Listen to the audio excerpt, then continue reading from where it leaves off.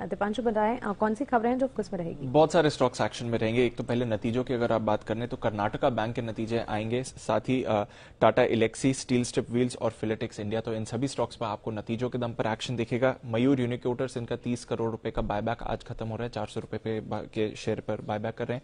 वहीं भारत रसायन यहां पर नजर रखिए क्योंकि बायबैक पर आज बोर्ड बैठक है और हमने अपनी एक्सक्लूसिव रिसर्च में भी बताया था कि लगभग 11,500 के भाव तक बायबैक इनका आ सकता है।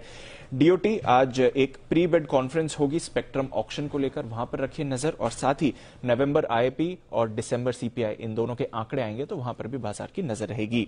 गेल, बड़ी खबर आती हुई 15 तारीख को बोर्ड की बैठक होने वाली है बायबैक को लेकर, और हमने आपको एक्सक्लूसिवली ये 20 नवंबर को खबर बताई थी कि एक बड़े प्रीमियम पर गेल का बायबैक आ सकता है। तब स्टॉक 90-95 रुपीज पर शेयर के आसपास ट्रेड करता था। तब से अब तक देखिए तो जबरदस्त तेजी आ चुकी है और हमने सबसे पहले आपको बताया था कि एक बड़े प्रीमियम पर बायबैक आ सकता है और 15 तारीख को इस पर विचार करेगा गेल का बोर्ड।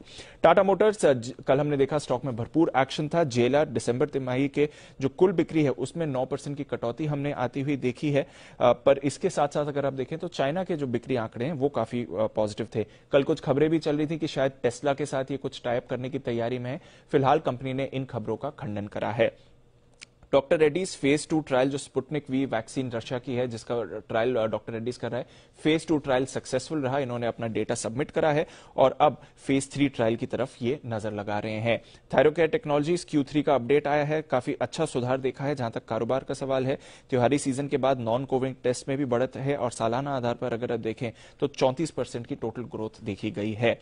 डिशमन कार्बोजन, इनका आज ओएफएस खुलेगा नॉन रिटेल निवेशकों के लिए। प्रमोटर एडमेंस टेक्नोलॉजीज ओएफएस के जरिए लगभग 7% हिस्सेदारी बेचने की योजना बना रहे हैं। अतिरिक्त 2% हिस्सेदारी का ऑप्शन भी रहेगा और 140 रुपए के शेयर के भाव पर ही ओएफएस आएगा जो करंट मार्केट प्राइस है।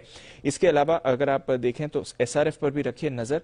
यहां पर 21 जनवरी को बोर्ड बैठक होने वाली है। एक बार फिर से अंतरिम डिविडेंड देने की पर विचार हो सकता है और रिकॉर्ड डेट इसकी 1 फरवरी की रहेगी। और बर्गर किंग, जहां पर हमने कल 10% का निचला सर्किट देखा था, खबर यह आई है कि ई स्प्रिंग इन्वेस्टमेंट इंडिया ने यहां पर लगभग 27.5 लाख शेयर्स बेचे हैं 155 रुपीस पर शेयर के भाव पर, तो इसलिए स्टॉक पर भी कल प्रेशर दिखा था।